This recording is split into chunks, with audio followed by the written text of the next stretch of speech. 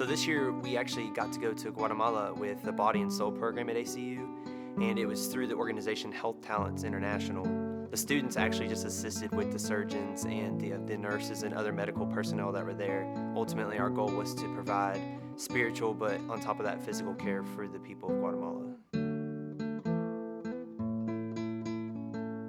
We're delivering water filters to people that have never had clean water before, so they drink muddy water from their local creek, but now they have access to a water filter that they can put in the dirty water, and out comes clean water, and these water filters last for about 15 years.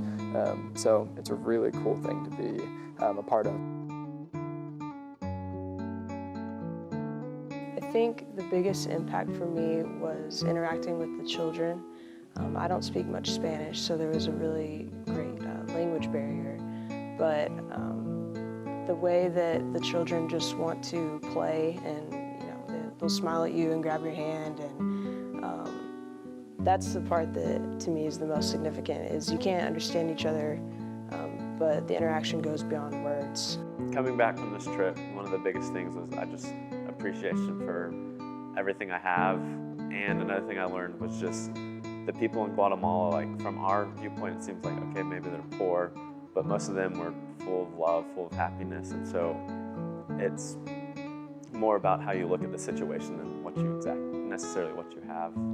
The only difference between me and the kids we were working with was the country that we were born in, and I didn't do anything to deserve where I am now, and so I was put here by the grace of God.